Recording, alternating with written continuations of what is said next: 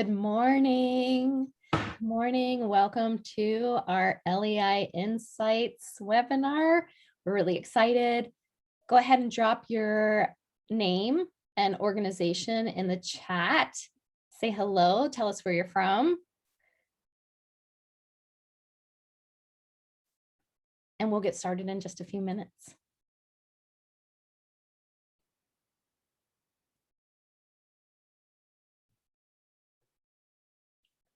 Hey, hey. Oh, look at all these wonderful people. Hello, hello.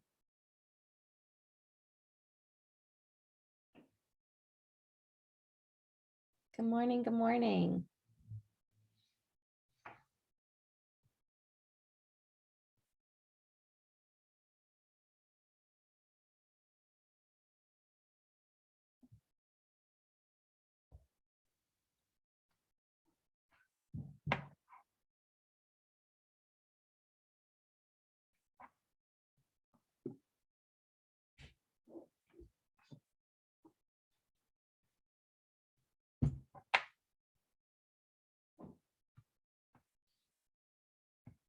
Good morning. If you are just logging in, welcome.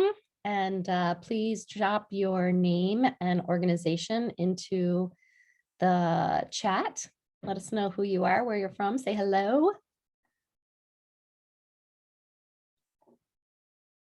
We'll get started in a couple minutes as everyone's logging in.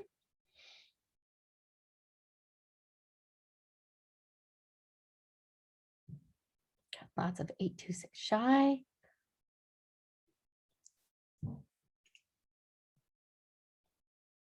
America Scores, Literacy Works, Tutoring Chicago, Chicago Hopes, WITS.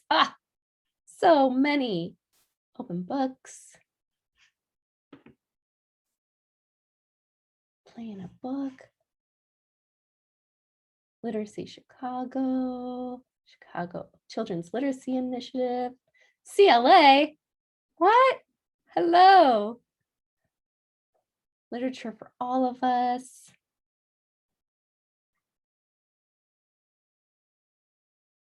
All right.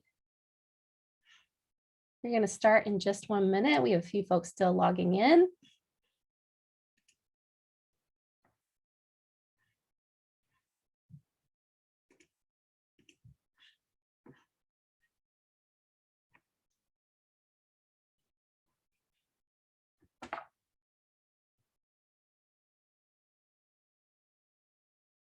Oh, good morning.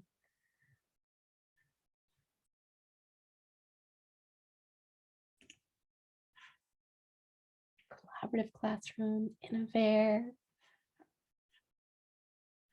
All right.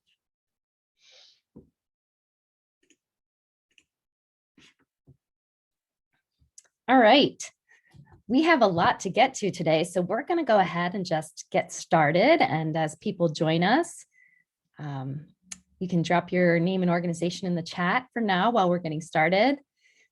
If I haven't met you or you don't know who I am, my name is Annie Rizak. I am the Director of Strategic Initiatives here at the CLA, and I am really excited about today. In fact, I'm keeping my colleagues, you know who you are, in mind, because I get very enthusiastic and I get a lot of advice to just reel it back a little bit. So I'm keeping my calm facade on, because underneath I'm like a so thank you for being here. This is a great important day where we are finally able to share with you some of the things. Oh, thank you, Joanne. Let it out. We are finally able to share some of the things that we've been working so hard on with our partners at Innovare. And so I'm just going to go over a couple housekeeping things, and then we're going to roll right in because there's a lot to talk about, a lot to share. So use the Q&A box to ask questions. You'll have questions. Drop them in there, and if we end up answering it before we actually get to the question during the webinar, you know, we'll sort that through. But there will be time for open Q&A after the presentation, so be jotting them down as we go so that you don't forget them. Feel free to submit them as you think of them. And then in an effort to honor our speakers with undivided attention, the chat box will be disabled during the panel portion of the session, so you don't miss anything. And if you have a question about something, again, drop it in the Q&A. All of your lines are muted. If you lose your internet connection, reconnect using the link emailed to you. You'll also receive a follow-up email with this presentation and a recording of the session. The other thing I wanted to mention was that this session there's going to be a lot of words. And I know everyone can handle 90 minutes of data information. So just for extra measure, I may every once in a while call out a lean in moment, just so you make sure that there's something that, just to make sure that there's something you definitely shouldn't miss.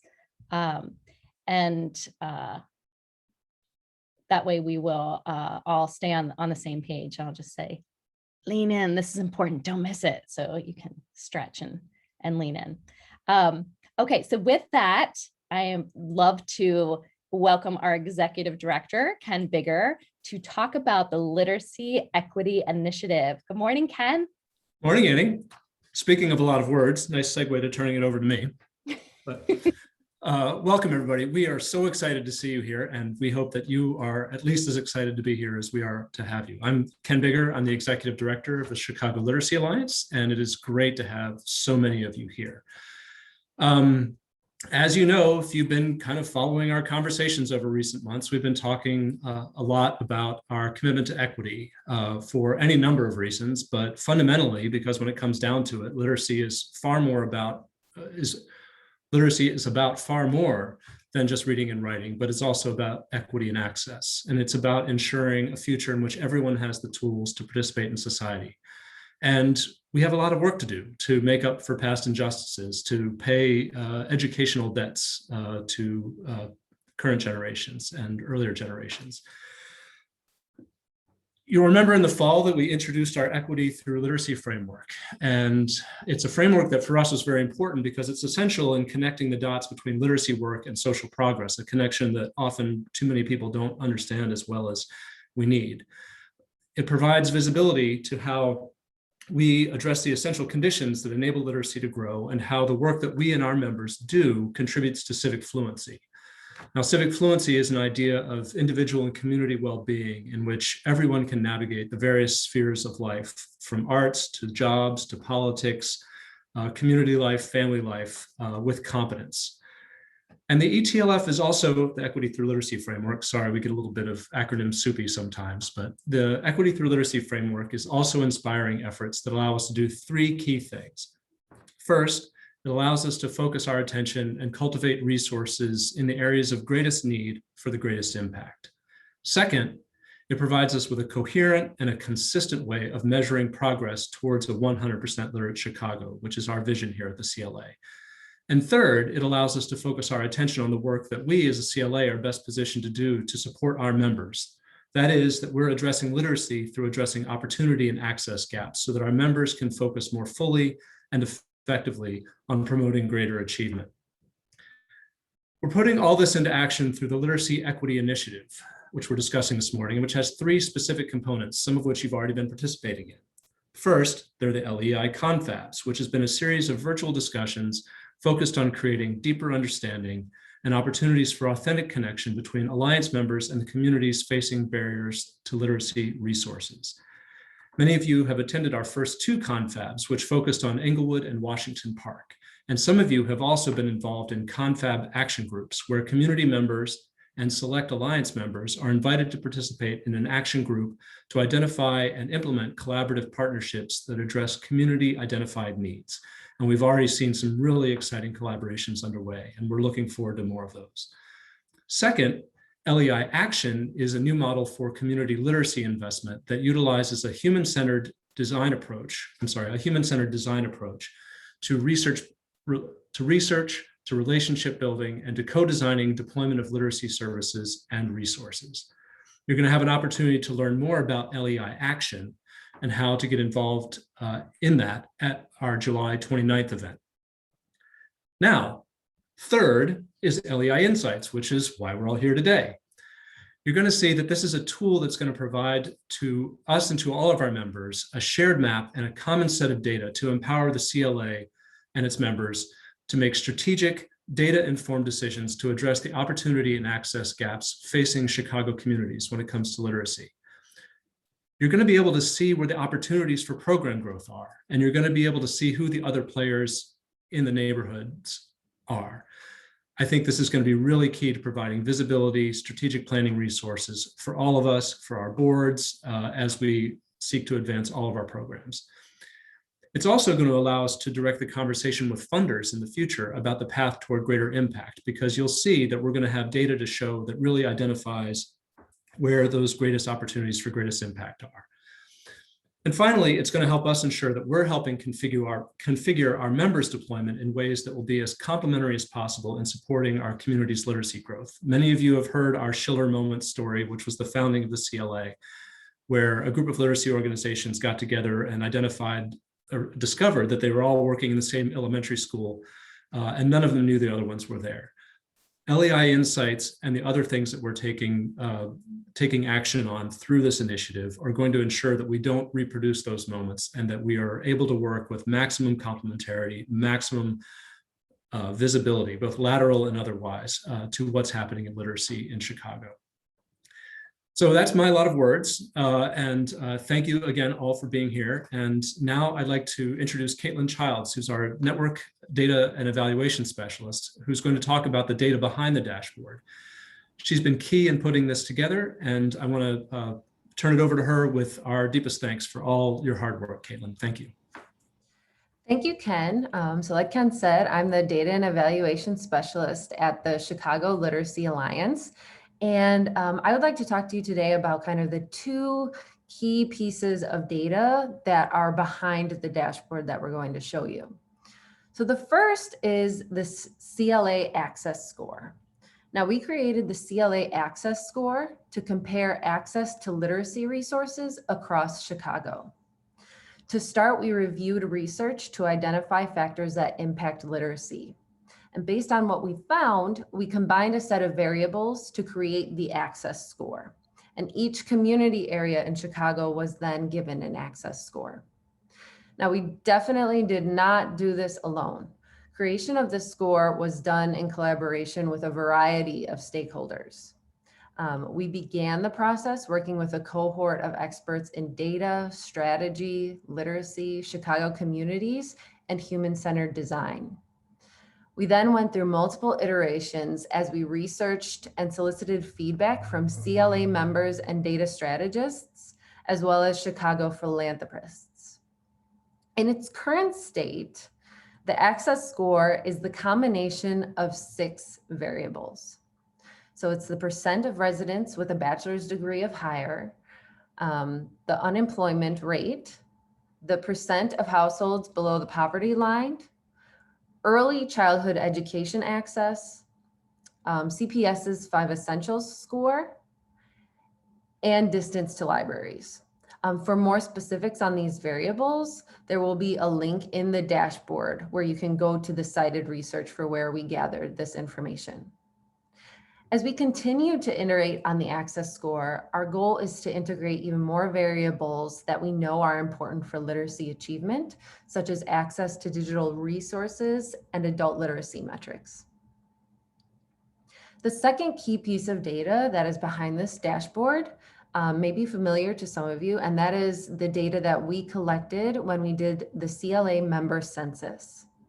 So we collected member census data in order to understand the groups that are served by our member organizations, the types of services provided, as well as the Chicago communities that are served by our members. Our goal here was to understand our membership within the CLA and to create transparency about who is working in the space together. Moving forward, our goal is to collect this information on an ongoing basis with a user-friendly platform so that the dashboard can be updated on a rolling basis.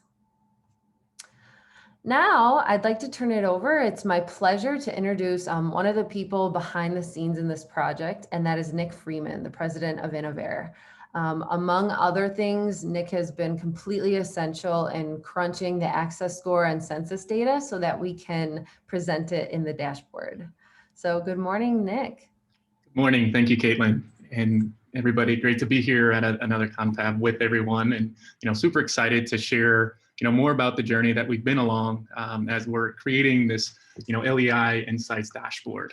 So our work at Innovare, we have our data strategy app, which really empowers our education leaders to impact their students and their communities, just as we see here as the CLA is doing. So just a little bit about our team and our organization at Innovare. We are a people of color and women-led organization that really represents the communities that we're servicing. We really want to be sure that we are in tune and can empathize with our communities and ensure that we represent those communities as well, right? Really showing and being the community members at site. So here are just some of our customers, as you can kind of see across the country. We are headquartered here in Chicago, but also have work in Kansas City, DC, New York, El Paso, Texas, Mexico City as well. But again, our customers range from organizations like CLA, where they're membership organizations for other nonprofits that are supporting the education space, down to individual schools, also various levels of school districts. So we support from the top level of Chicago public schools throughout the departments at central office as well, along with very many individual schools across Chicago. So really our work, what does our solution do? As we know in the education space and in the nonprofit space, there's an overwhelming amount of data, right? Tons of data out there, lots of information, typically is siloed, right? So that's really is the first step that we bring to the table as INO is, understanding those goals of the organization and really synthesizing and triangulating the data that exists across these various systems. And then really bringing them into INO in aspects that allow for us to have that live up-to-date information around our data and really provide insightful dashboards, right? So we're not spending time doing analysis, we're not crunching numbers, combining spreadsheets. We really want to get data into that actionable state, right? So we really can drive forth our initiatives and ensure that we're having the greatest impact on our community, on our school, or on the program that we're delivering. So as I mentioned, in the actual application, which we'll get into a second as we kind of dive into the actual dashboard, which I'm super excited to share with you all, as Caitlin and as Ken have shared, and as Annie will share as well, this journey has been great, really being able to engage with various community members, stakeholders in this work to really simplify and clean up our data, right? That's really where, as Caitlin was just talking around the data, this is where we came together and synthesized from multiple various systems, which we'll get into in a second, to really bring this into a forefront. After that, right, really what we're going to work on is actually the strategy that comes behind it, right? Because our data is only as great as, what we're going to drive behind it, right? So we really have to be sure that we're driving action behind our data, right? We really want to be sure that we have strategy that is tied to it so we can, really, validate or invalidate the impact of our strategies, right? To ensure that, we're not spinning our wheels, to ensure, as Ken mentioned as well, we're collaborating with other members of the CLA to ensure that we're having that greatest impact and we're providing support to the communities that are in the greatest need.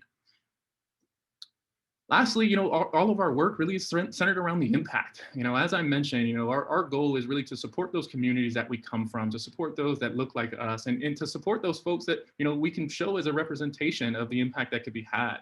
And again, really, as we're thinking about this work, it's very much in collaboration. So again, we're very appreciative of the partnership that we have with the CLA to be able to go along this journey, right? To really be collaborative and be experts in the space and in all of our own individual ways, right? Again, so it's really, valuable for us as a community of the CLA community, really to collaborate around these aspects so that we can have that largest impact. So again, our work is really centered around that data and that strategy to ensure that we're having that intended impact. And as you could tell, there is some excitement in the room today. So without further ado, what I'm going to do is go ahead. I'll ask Annie to kind of come back on screen with me. I'm going to pull up the overall dashboard and we'll go ahead and jump in. So let me go ahead. Awesome. Nick, thank you so much. Thanks for that overview. I have to say that our partnership with Innovare has been remarkable. The team and the technology are exceptional. So thank you. So here we go. We're diving in. So what you're looking at, Nick is going to drive and I'm going to talk through some pieces, and we're just going to take it one step at a time so that you all can get a sense of when you're able to get in and navigate, which will be later today, right after this, that you will have a sense of how to utilize this and the purpose behind it. So this cover page, you'll see along the top, there's a whole bunch of tabs. So this is the info page to get us started. And really what it says is what we've already presented to you about, where the data comes from. And you can click on it. We don't need to do it now, but you can click on it and a PDF will pop up that gives that cited research and some of the correlations we've run, and so that you can see a little bit more behind the access score specifically. Oh, look at that. Thank you, Nick. He's so good at driving. So that's available for you. So let's go ahead on our first data tab, which is the community profiles. All right, here you can see a heat map of Chicago. Now, where there's more concentrated color, that indicates higher levels of access, and less color indicates lower levels of literacy access based on that access score that Caitlin previewed around the data behind the dashboard. So I'm just going to kind of walk across and then we'll click on some communities. So looking to the right of the map, you can see the overall Chicago population, racial demographics that are citywide, income demographics that are citywide. So as we click on neighborhoods, this will populate per community. So Nick, can you go ahead and click on Englewood? Can you find Englewood real quick? Yeah. Englewood, since we have already done the Englewood confab, that's been one of our focus communities based on this data. And that action group is already underway. You can see as that's loading, you can see the literacy access level. Oh, it was just refreshing. And that will happen, just so you know, if the dashboard sits open on your desktop for a few minutes, like longer than a few minutes, and it's not interacted with, when you click on it again, it will refresh. So, so that it's all constantly up to date. So when you click on Englewood, you can see that that level, literacy access level, it's low access, and that is made up from those indicators underneath. So this is a good lean in moment. If you've tuned out at all, which I'm sure you haven't, because we've just clicked on the dashboard, this is really important. So the indicator access levels are all the separate variables that make up the access score that Caitlin overviewed. All right, so each indicator has a level assigned to it, meaning that each indicator is indicating the level of access to literacy in that neighborhood, in that particular area. And all of that rolls up into the overall literacy access score that then you can compare to the Chicago overall access score. And so then to the right of that, you can see the academic outcomes, some academic outcomes, and those are based on CPS data. We're currently reviewing other academic outcome areas that may more comprehensively represent the literacy life cycle of an individual, like third grade literacy scores, SATs, graduation rates, etc. These are the ones that are there for right now. And actually, as we've put this together, we've noticed that, for example, the freshman on track number is one outcome in particular that doesn't correlate as strongly with the other access level indicators for a number of reasons.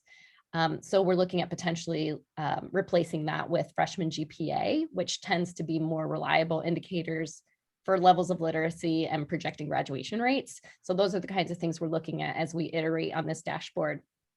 Now, beneath that, you can see the racial and income demographics for the community level. Now, these don't reveal any big surprises. In fact, a few weeks ago, we gave a sneak peek of this dashboard to Senator Peters, and he said, have you heard that saying that once you've seen one heat map of Chicago, you've seen them all? We know what communities have the highest levels of disinvestment and that they're communities of color. But what he said, what is new about this is that it puts literacy at the center and demonstrates it as a vital part of the solution, right? Literacy is an integral part of social progress. And we all know that, but now we have data and the landscape to really explain that narrative. So Nick, let's click on another community. And actually, why don't you go ahead and talk through the actual functionality of how to utilize this page. Awesome. Yeah, definitely will do. Thanks for that, Annie. So I'll start over on the kind of the left-hand side. So again, this is kind of your filter, right? Typically you might have like a drop down for your filter, but here you'll be able to kind of hover over, see that community access score. And when you want to see more detail, you have the ability to, click on in, and then that information will populate over on the right-hand side to give you more of that analysis of that particular community. In order to deselect the community, all you would do is just go ahead and re-click, and that will bring back all of your information. You also have the ability to kind of zoom into a particular community, and you'll kind of see the map behind the scenes. So if you're ever wondering, what is that near West Side community, you have that ability to kind of go in and see that exact area of what that community is as well. And again, this is that filter ability is really built into the actual, if you want to kind of get back to that home button and kind of zoom back out to where it started, you can just click on this little home here. Okay, so again, the filter ability is really built into the map here. And lastly, as Annie was just mentioning, as you're clicking in, you are getting that particular analysis of that community, right? So, and you'll know exactly which one you are in based on, the name here. And then also all of your information, as Annie mentioned, all of these will adjust based on that particular community. You'll always get that community access score and that community population as far as the number of individuals in that actual census data, not our CLA census data, but again, our populations of those communities along with those access scores. And really, the goal here is to provide that profile, provide that insight behind, that community. And, as you mentioned, Annie, being able to see, this heat map and being able to see directly where we're seeing those lower access points. And what, we'll get into in a few more slides is really understanding where our supports are. So if, without further ado, I'd love to kind of move us along to our next one, Annie. Yeah, absolutely. So let's go to the next tab, which is the access score indicators, a deeper dive into each of those indicators. So again, I'll just give you a brief overview of what we're looking at, and then Nick can show you the functionality. So the rectangular blue box on the top is a drop down of the 6 access score variables. You can also see the overall access score. So the map is similar to the map in the previous tab, but you can drill down into each one of those and then see how it changes the map. So we click on one, let's click on early childhood, or bachelor's degree or higher. You can see how it totally shifts the map in terms of lower to high access in each one of those. So Nick, go ahead. I'll turn it over to you so you can talk about the color breakdown on the right and all the other pieces. Awesome. Yes, thanks. So on this one, as Annie was mentioning, it really does break down kind of overall. So that first one we would be able to see is that access score. This one is going to mirror that map on that initial page. But with those other 6 indicators that are involved, we have the ability to see those particularly as well. And as you select them as well, so let's just say household income profile, for instance. On the left-hand side, what you'll also see is kind of that average score and then the median score of the communities as well, right? You got your indicator name, and then you have your heat map across the board. On the right-hand side, it starts to break these down into particular communities. And you might be wondering what the differentiation of these of these colors are. What you're gonna find is we have broken them out into each region of Chicago as well, right? So we have our central, our far south, our north, northwest, south, southwest, and then west sides of the city. So again, this allows for you to, really be able to identify, which communities there are, right? So if, for instance, I wanted to know, how all of my, south, side communities are performing, I can click on that south side button, and now I can see kind of where all are my south side communities, right? Further on the lower end of the list when we're thinking about kind of that household income profile. Okay, so this utility really allows for you to kind of see that overall. And then lastly, what you'll find is kind of this average bar, right? So this is just going to tell us, across all of the communities in Chicago, as it pertains to that household income profile, what does our average performance look like? And what you'll also notice when I click on like Northwest, you'll see that bar kind of move. Okay, so that bar moving is telling you and really showing you what that overall average is in comparison to the overall city average, right? So now you can kind of see that, our Northwest, as it pertains to household income profiles, actually outperforms where that community of the city looks in that indicator. So again, this is that breakdown to help you kind of dive a little bit deeper and really see a picture of where the communities are performing as it pertains to, one more step down into that indicator analysis level. That really will allow for you to, get to see that heat map, see which, communities and which regions are also, performing at those higher levels or have those higher levels of access that, we could, either share best practice from or identify as areas of support, or work with some of our other CLA members to figure out, like, how can we go and collaborate and ensure that these communities that have low levels of access, that we could provide additional supports in those. Fantastic, Nick. Thank you so much. And we didn't stop there. You can analyze all kinds of other measures and indicators. So the next tab is the same functionality, but going into a whole bunch of different measures, including academic outcomes. So Nick, you want to just show a couple of those? Yep. So as Caitlin and I were digging into some of the weeds behind the data, there was a lot of great information out there that, didn't necessarily tie directly into that access indicator that we thought was still very valuable for our partners and for everybody to be able to get the insights from, right? So whether it's being able to, track, NWA reading attainment, or NWA attainment across the board, being able to see, based on the schools that are within each of the communities, which of them have the highest, NWA proficiency rates, or, if we wanted to see, where are the individuals of, with that early, childhood education, or where do we see the most of our professionals with those graduate degrees, right? Again, being able to see some of these indicators where, it really will tell us and show us a picture of the city as a whole around what performance looks like, because we know they're in our data, right, and in our analysis, like, there isn't just one measure of success, right? We know a lot of organizations have other areas of focus or priority groups of individuals that they're looking to service, right? So maybe it's the African-American population or the Latinx population. We have the ability to kind of get down into that information to see, where are those communities that have that heavy density of those populations as well, that we could lean in and provide supports for. And again, this view is really to help us and, push that analysis a little bit further, right? Understanding those access levels, and then understanding who are the individuals and who are those folks that are in these communities that we really could support upon. And as Annie mentioned as well, this right-hand side is functions just like the last tab as well, where we can kind of get down into, the individual regions and such to kind of see where those populations exist. Fantastic. Thank you so much. All right, so that's a lot so far, and we're going through it rather quickly, but you'll be able to play around with this and also drop questions into the Q&A. So we're going to move on to the next piece, to the next 3 tabs, which are our member census data that many of you participated in. Thank you so much to those of you who did submit their data to the member census.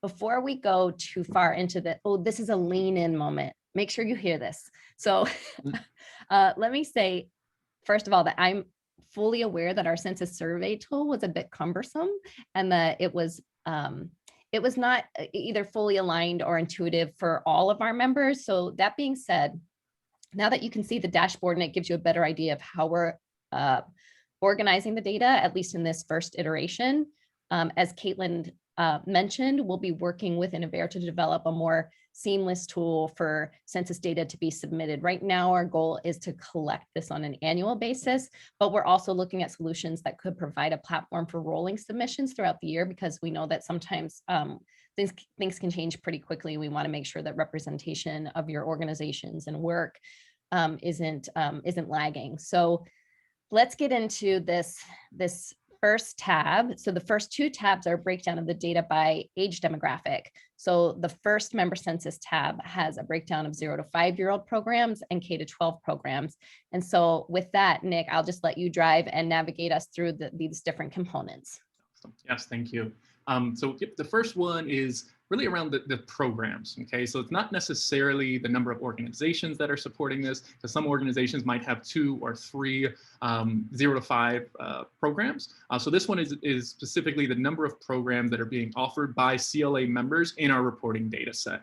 I think we're about 60 or 70% in our overall reporting. So again, this gives us a good picture of where our performance is, or where our supports for programs are. Here we can see kind of within those programs, what are typically those ages that are being served, right? So we can see there, from that, 3 and up looks to be where more of these supports are provided, but in that newborn to 2 is kind of where we see about half of those programs that we're offering, providing support for.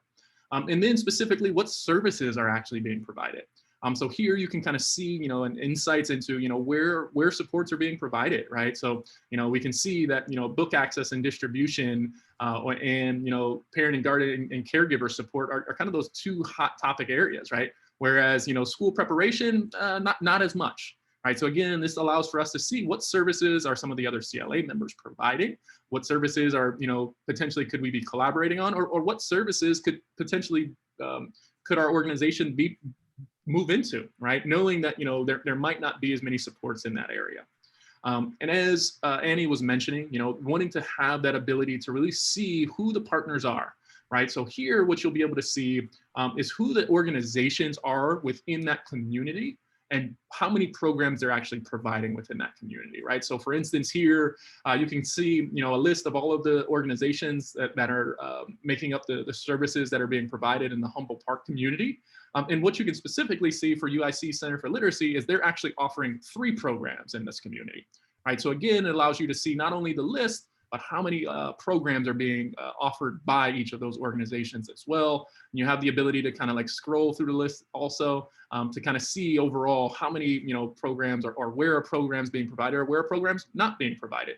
Again, knowing we've seen the kind of the map of what access looks like, and now being able to see, okay, where can we provide additional supports? And then, how do we collaborate with the organizations that are already in those spaces as well? Right, again, to make sure we're not duplicating efforts, to really collaborate on our approach and support that community as a whole. Similarly, on the K-12 side, you can see that we have 78 different programs that are being offered by CLA members. Their services provided are a lot wider range. But again, a lot of it is built around student academic supports or social emotional learning, and then creative expression. Are kind of those hottest topics that we see a lot of our partners supporting around. And again, if we wanted to see what schools our community member, our support members are in, this allows for us to again hover over to see who's in those in an individual school building, how many programs are being offered in that community, or I'm sorry, in that school building as well. So you have a pretty exhaustive list of the communities that are in here, or I'm sorry, I keep saying communities, schools that are on this list. As we know, there's over 600 schools in Chicago, public schools. So there's a very exhaustive list of kind of even the schools that just have one of our partners there.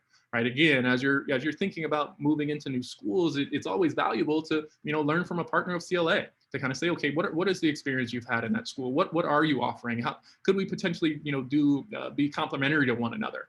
Right. Again, bringing that systematic approach and alignment of CLA as a collective, when we're approaching either communities or schools. Yeah, go ahead to the next one. We had a question in the box of like, what about adult programs? Here you go. The next tab is adult literacy programs, as well as educator administrator programs. Awesome. Yep. So here it is.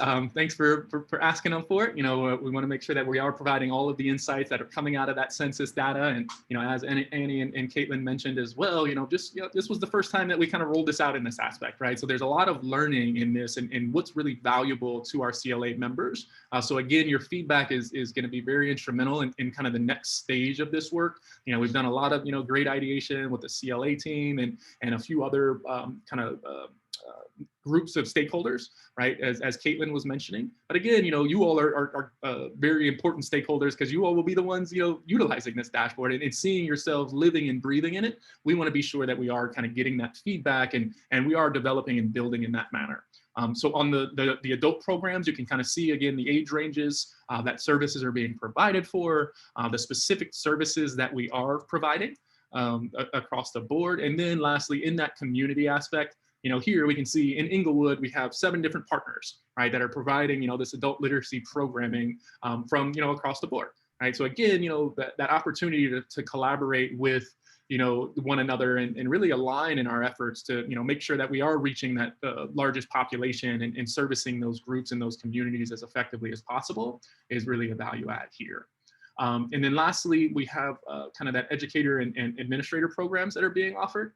Again, being able to see kind of, okay, what level of support are we providing? Is it at the district level? Is it more around middle school teachers? Is it, for our student teachers or administrators? Being able to see and have access and understanding, maybe there are some areas that, we could focus in on, right? Knowing that the higher education educators aren't getting that, quite that touch point as much as, our middle school teachers, right? So maybe, or maybe our high school teachers, things along those lines to really allow for you to provide that support. And then lastly, services that are being provided, again, very structured, very similar amongst all of them. And then lastly, that ability to tap in and see, okay, who's over at Nightingale, right? So now we have, TST, we see WITS, and we see Playing in a Book, right? So this gives us that information behind who is in that school, how could we potentially, collaborate? Again, you'll hear me go back to collaboration quite a lot. Again, we truly believe at Innovare, and I think CLA has really modeled it perfectly around the collective impact, right? And our ability to come together and really design together as well. So I'll kind of leave this one with, we are excited to hear the feedback on the development of these pieces. And I think we got one more slide to go to. Anything you'd like to add for either of these two that I just went through? No, you covered it. That's great. And Awesome. we do have questions rolling in that we're answering in real time, but then also we'll go into the Q&A portion. But so far so good. So yeah, let's hit the last member census data tab. And here you can see we have some overview information. So right now we have 76 reporting organizations. It's not bad. It's not exhaustive. So I ask that all of you share this with your colleagues. Please encourage that we will, if people haven't filled this out, we will reopen it. I'll have details on that soon. But we want to make sure that we have our entire network represented. And we have some outlier organizations that don't neatly fit into this data. So we'd love to hear from you too, now that you're seeing it, how you think that your work might be best represented here. Across the top here, we have organizations that self-report as having expertise in 3 areas that have emerged as really leading areas that are desired by our communities. So that is equity and anti-racism work, social emotional learning, and online remote learning. And so there's that piece. And then the member program offerings, you can see that the majority of our network provides K-12 programs. You can see that 70%. But then we have fair representation in the early childhood education, adult literacy, and education admin support. But that helps give us this kind of at a glance of where the majority of our supports are. And then I want to call attention to this bottom portion. This is our CLA member staff racial distribution and our CLA member board member racial distribution. Now, not every organization was able to report on this because not every organization has this information or collects this information. And so we want to put this out here as for a couple of reasons. One is a point of transparency. We know anecdotally that we are a very white-led sector and institution, particularly serving communities of color. So we do want to have transparency around that, but moreover, use this as a metric so that we can measure growth in this area, growth towards diversity. And also it can guide us towards creating pipelines and programs to increase BIPOC leadership in the sector. And so we also want to normalize collecting and reporting this type of information. We had someone question like, why does it say some other race? And I just want you to know we took this language directly from the census. So that's something that we can adjust, but this is census, the way the census reports out and collects the data. So Nick, anything that you want to talk about in terms of the functionality of this page? Yep. So one piece that I would kind of just call out is the ability to analyze and see which community, or I'm sorry, which CLA member organizations are supporting particular pieces. So you have the ability to kind of like tap into a cohort or multi-select any of the organization members if you want to dive a little bit deeper to see like what those makeups are, or if they're prioritizing any of that equity or anti-racist work or SEL or that online and remote learning. But again, I think one piece that I would add on is, just the value in the reporting here, right? Knowing that we want to create a picture and want to really drive conversations, as Annie just mentioned, around, the equity in our approach as well, right? And that means having appropriate representation and transparency, whether it be of our staff or of our board members, to ensure that, again, the communities that we are servicing and the demographics that are within those communities see themselves represented in our organizations as well. Right? We want to make sure that there is that connection between the two. So again, just bringing this to the attention, right, of our members, so that it is a particular data point that will allow for us to self-reflect and ensure, like, how do we ensure that we're meeting that community need and representing those community members as well. Thanks, Nick. All right, so everyone take a collective breath, shake it out just a little bit, because we have one more big piece before we tell you how to access the actual thing. And so let's all lean in. This is a really key piece of the work that we're doing. So Nick is inching down. I'm just waiting. So we're gonna talk about this component of the dashboard that will be available in the that will not be available in this public version that we're going to be beta testing over the next month, which I'll talk about more in a second. But it'll be a critical part of our internal strategy as we strive to increase the impact of our sector. So remember that equity through literacy framework. Ken talked about it. A lot of you know about it. And the entire LEI, or Literacy Equity Initiative, and the dashboard all stem from the framework. And so there's 4 outcome areas of the framework that will focus our work on moving forward. So that's essential conditions, foundational literacy, advanced literacy, and civic fluency. So we worked with Innovare and a task force of CLA members to break down the outcomes into subcategories or domains that are also aligned to research. Then together we created a rubric so that each organization can assess their own capacity in the 4 outcome areas of the framework. So it's important to note that this rubric is to assess our network's capacity around equity in these areas, not necessarily pedagogical approaches to the work. So the self-assessment is really important, that we use it as a starting point for developing evidence-based standards of equitable practice in our sector. So it's also important to note, this is real important. This is not an evaluation. It is not the CLA evaluating your organization or your organization's performance in a certain area. It is to inform our areas of strength, opportunities for growth as a sector, and it will help direct collaboration, professional development opportunities. So individual organization results will not be publicly available. It will be aggregated data, and that will be on the dashboard. So it's really important that you answer really honestly and objectively as possible, and think about your current capacity and scope of work, not necessarily what you hope or wish your capacity could be, or hope it will be returning to in a post-pandemic world, but really think about your current capacity when you fill this out. So in a second, Nick can show you what some of the aggregated data could look like. We have fake data in it right now.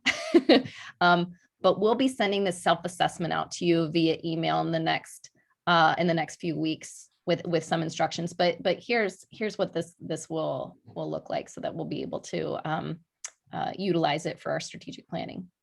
Yeah, and I'll kind of, first piece I'll add in is or not even add in, but double down on, as Annie was mentioning, is it's a self-assessment, right? There is no performance tied to this, right? It really is around the CLA being able to really envision and see where capacity strengths are and capacity areas of potential support could be. Because as you all know, CLA does a great job with these confabs and providing content to our members. And again, this was going to help us inform what type of content would be most useful, right? Really being able to provide those insights. So again, that self-assessment really is just that side for us to be able to say, this is where we believe we are, right? This is where we feel we are, and this is the evidence that helps us support it, right? There is no performance tied to it. It won't be allocated, and it will not be publicly available. Right. Again, this is all for internal purpose usage and the ability to share amongst our CLA members. Right. So again, we can be in that collaborative space, and it might be that we're not as strong in this advanced literacy area, and we want to find a partner that is. right? And now we have access to understand who those individuals are, what organizations could be of support that we could collaborate with on a potential project together, right? Again, to really want to bring those sorts of insights to the table, where we'll be able to track over time, right? And see how performance is moving and really be able to assess the support that's being provided to CLA members as well, right? Through confabs, through professional learning, through collaboration opportunities, right? Really being able to drive that information. We'll also be able to see down into the individual component areas as well, right? So as you all saw, they're in the actual rubric, there's kind of these subcomponent areas as well underneath, kind of that essential conditions and our other, information. So being able to see, which of those components are we strong or do we have an area of focus? And then lastly, being able to, see who those other organizations specifically are, right? So being able to say, okay, who self-assess them as, great in foundational literacy, right? Because we really need a partner who can support on that foundational literacy piece as we're going for a project. Or, hey, like we just want some internal support around, some maybe tactics or strategies that we could use to, increase our essential conditions support. Right, again, really having that information and having these insights, again, it will not be publicly available. It will only be accessible by our CLA members to be able to see these insights into, who the membership of CLA are.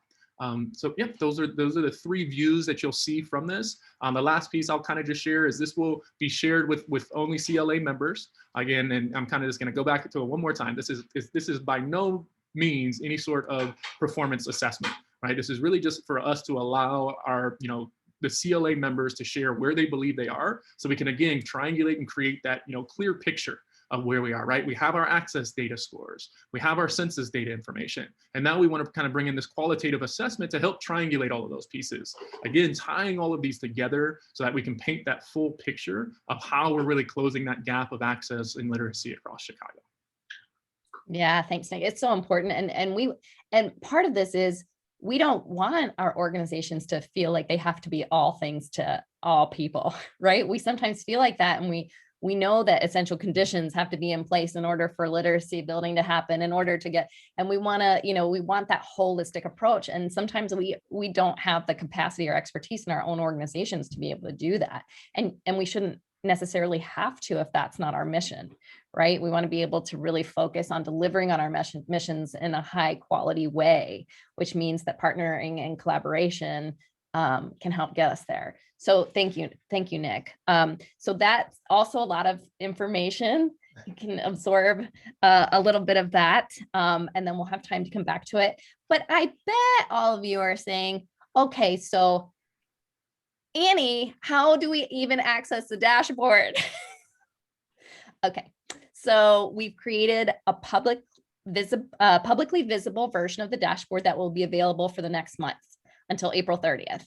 So this is a beta version that anyone can view, this version that you're looking at, that anyone can view and play around on, and then also submit feedback to us. So there's a Google form prior to entering. So Nick is, yep. So you can get to it by going to our website under projects. There's LEI Insights, and then you'll come to this page. And on this page, it gives you some good directions.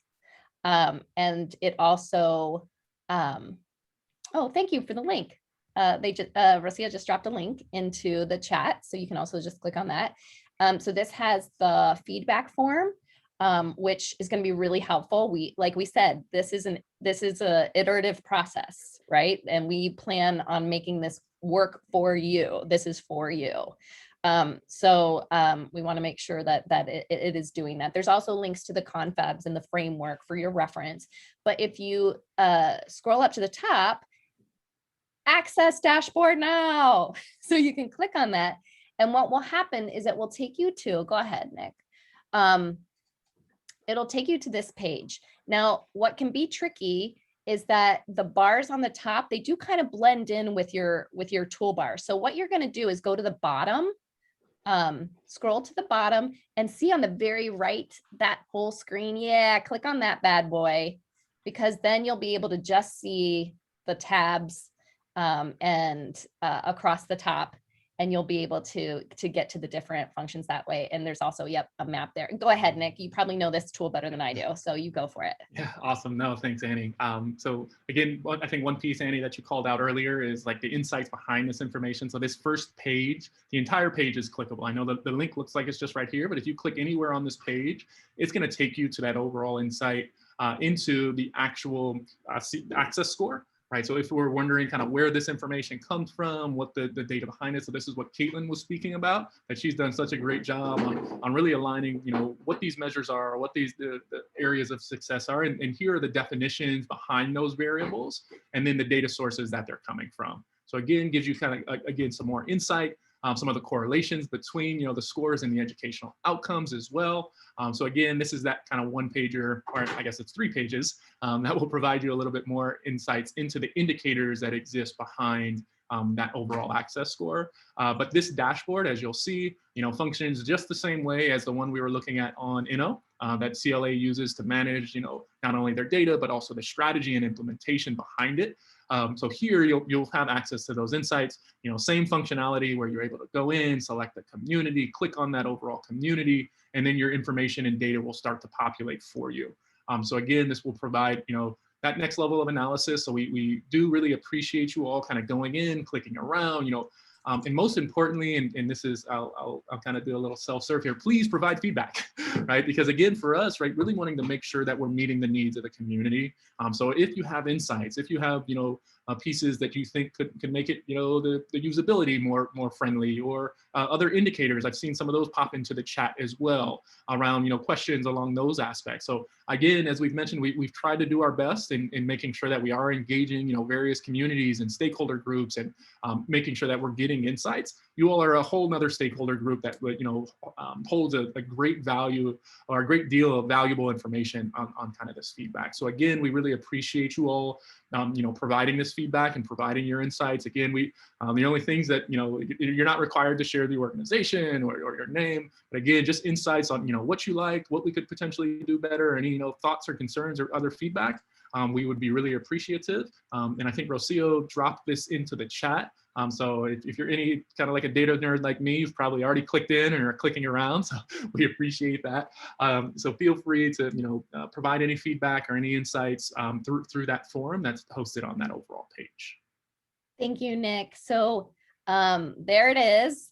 This is available on this page until April 30th. On May 1st, insights will only be available to members. So we're still working with Innovare on exactly what that technological integration will be, but we believe it will be accessible through the CLA portal. We want to make sure that you don't have like too many barriers to logging in and having to log into multiple places when it comes to CLA information. So we're working on that. We wanted to just go over a couple technical things that are important and will become more important when this becomes more gated. But the CLA, we have an existing contract with Innovare, and it defines the terms and conditions, including access, all these things.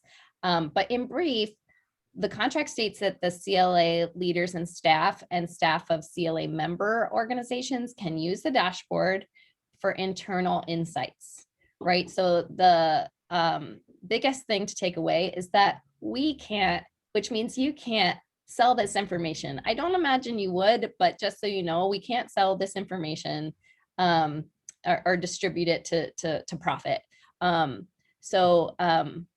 Yeah, don't sell it, folks. But when we get to the, when it's gated and it's in the portal, when you go to utilize it, there will actually be a terms of use that pops up that you have to sign with all the specific details. But right now in this beta version, we're just, use your discretion.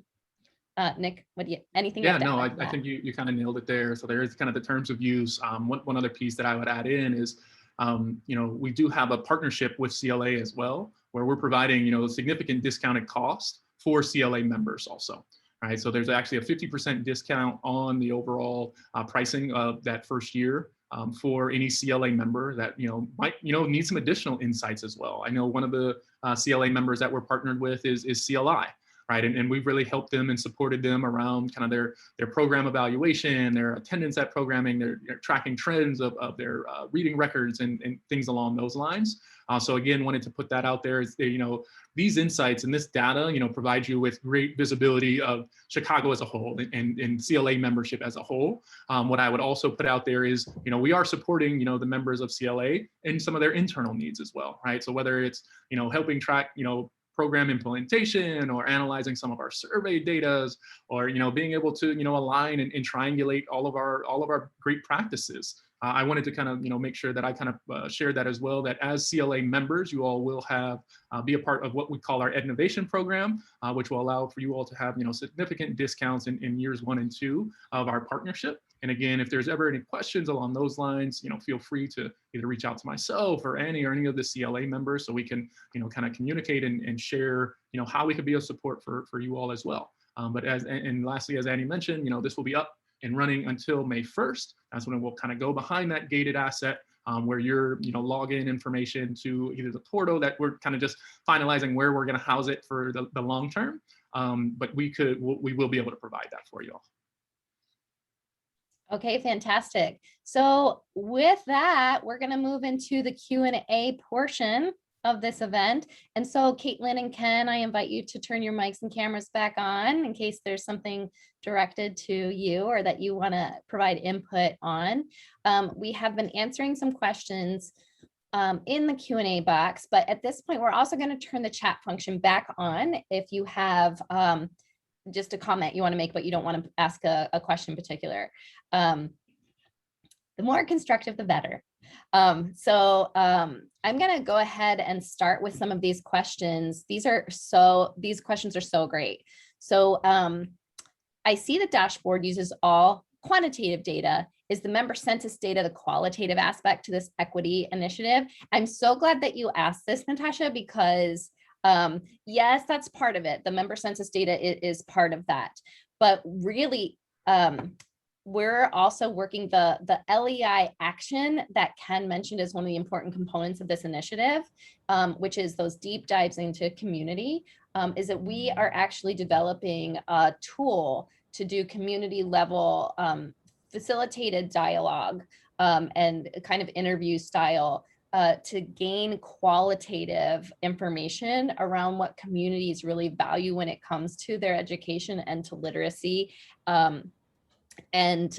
We don't have the exact way yet, but we have some ideas of how to marry that qualitative data with this quantitative data to help really make that narrative more comprehensive. We know that quantitative data only tells a part of the story, and that part of the story comes with a lot of systemic issues and biases. So that's why we're working on this other piece that you'll learn more about on July 29th.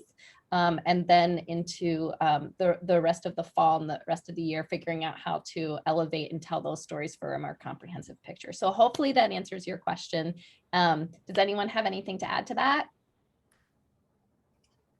Okay, awesome.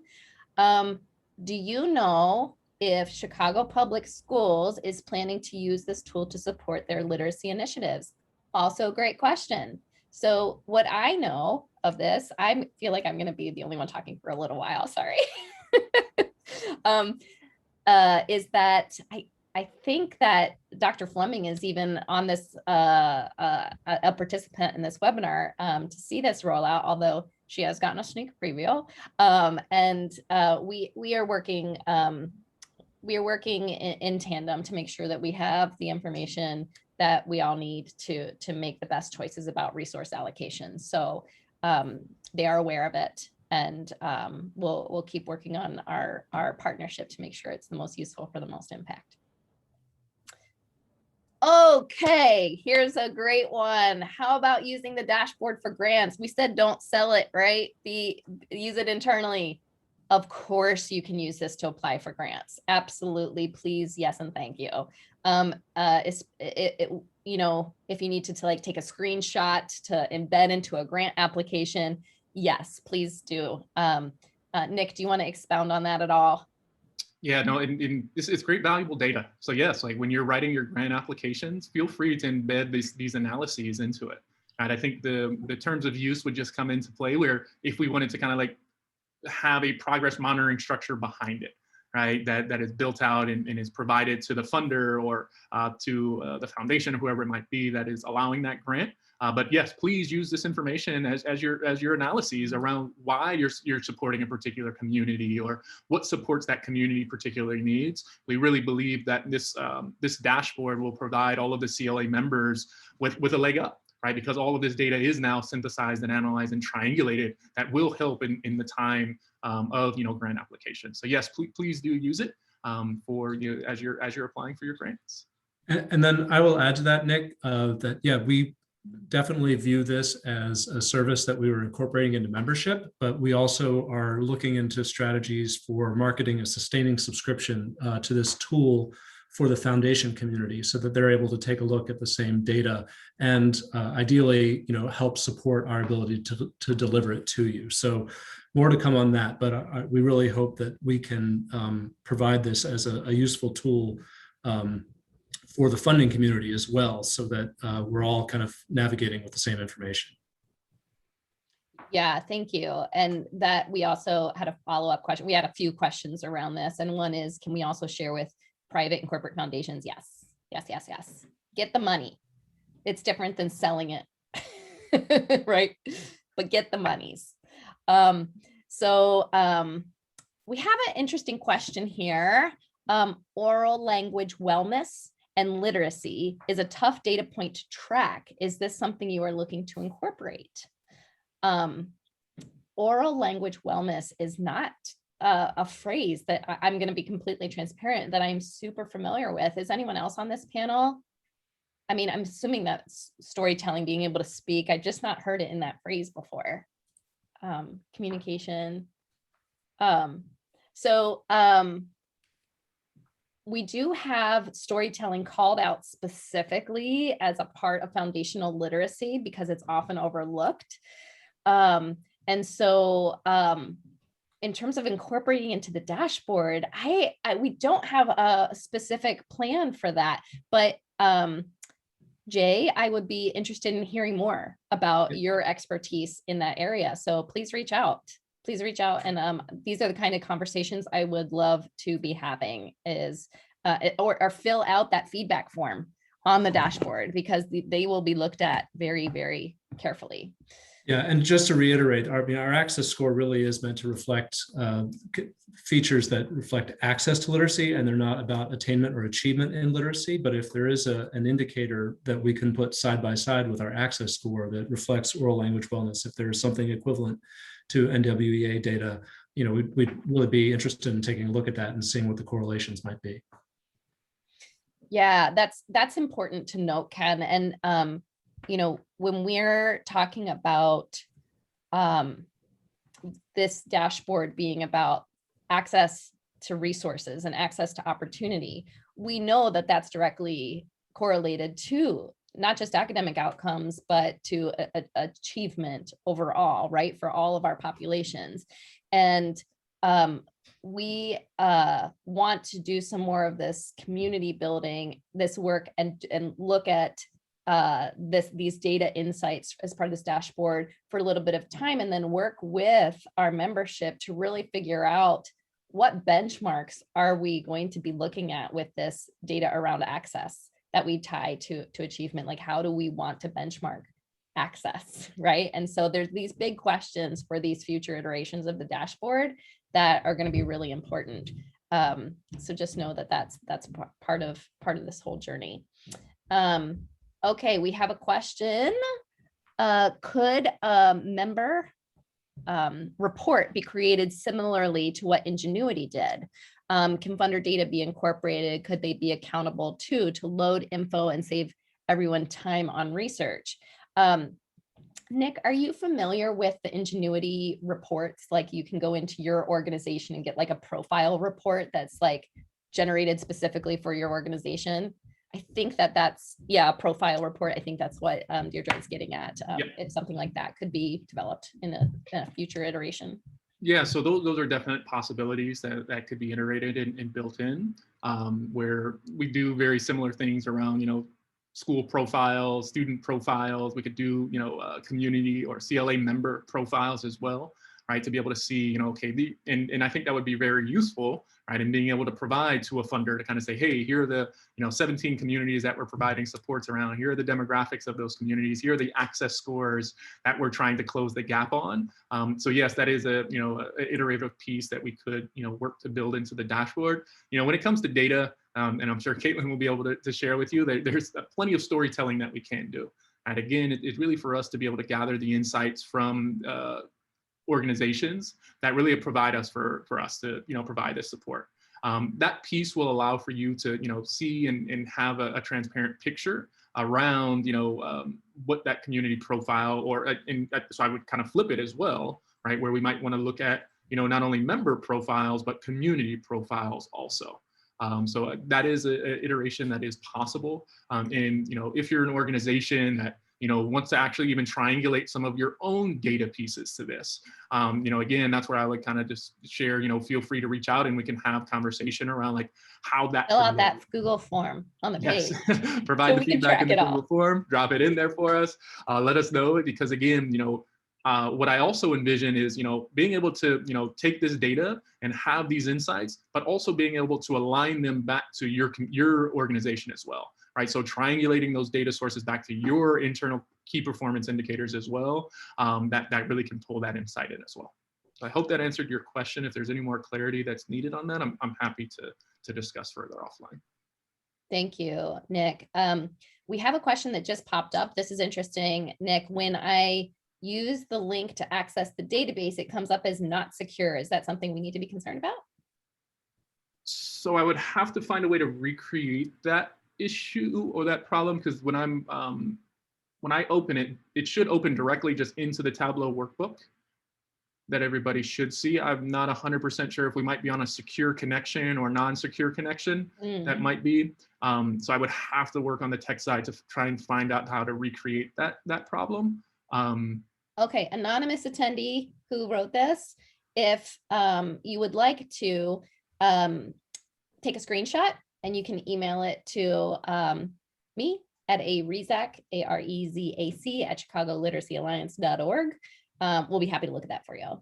It hasn't been an issue that's come up that we've talked about, but take a screenshot and let us know. And the last thing I would put on there, like all of the data that's connected behind the scenes is all publicly available data as well. There shouldn't be any concern around like the security of the data. It's all extracted. It's all publicly available data sources as well, just as one other tidbit there. Oh, great, Caitlin, this one's for you. A more technical question around access. How is proximity to library defined? Sure. So proximity to library was defined by taking the center point of the community area and measuring the nearest distance to a Chicago Public Library. So that's how proximity to library is defined. Yep. And just so you know, we had 27,000 conversations around how to do that. Because we know that doesn't necessarily represent proximity to the nearest library for someone who lives on the border of a community that might have something really close, right? But we wanted to get this general sense of the community, community proximity. And in addition, some of the things that we're looking at moving forward are more library patronage based, library usage based, which we feel like might give us an even better indicator for that particular community. Okay, let's see here.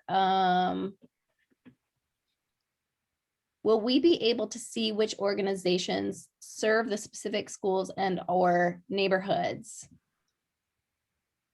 Yes, so I had written a response to that to hover over the numbers of the program. So Nick will show us right now to be able to see which organizations serve the specific schools.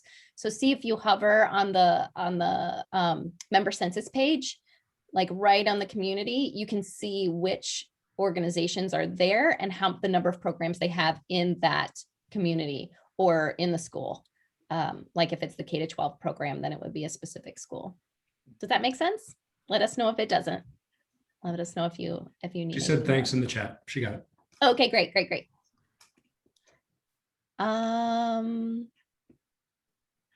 That's all the questions we have. Are there any other questions that anyone has before we wrap up? That's great. Anything else to be brought to our attention?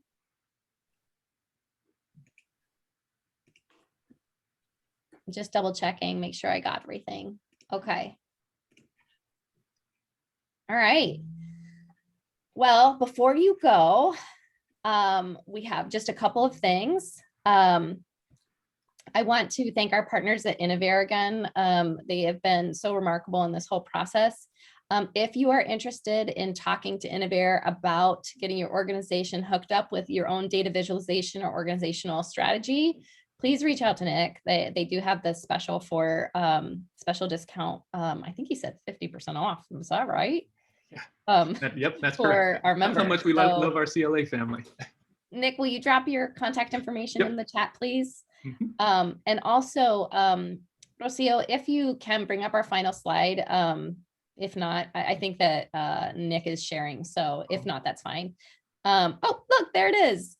So on April 13th, we are hosting a workshop for finance managers on applying equity to financial management with BDO FMA. It's a hands-on workshop. It's from 9 until noon. And you'll walk away with tools and strategies for budgeting through an equity lens. So we'll drop the link to that RSVP in the chat. And that is really geared towards people who do the financial management or budgeting in the organization. And so that is the end of it. I just want to thank everyone so much. We can't wait to hear from you. Fill out that Google form and we'll just keep going. All right. Thank you all so very, very much. Have a wonderful, wonderful day. Thanks, Nick. Have a great Thanks, one, everybody. everyone. And Thanks please for share having the me. word with other CLA members and to check in on this tool and take the tour and look around. Awesome. Again, yes, Awesome. I appreciate everybody. Ken, Annie, Caitlin, Rocio, thanks for setting up a great session for us. Thanks for the great activity in the chat and the questions. We're super excited at Innovare, as we've communicated multiple times along this journey, and it's super excited to see what comes next for us all. We're doing it. Awesome. Bye, everybody. Right. Thanks again. Bye. Have a great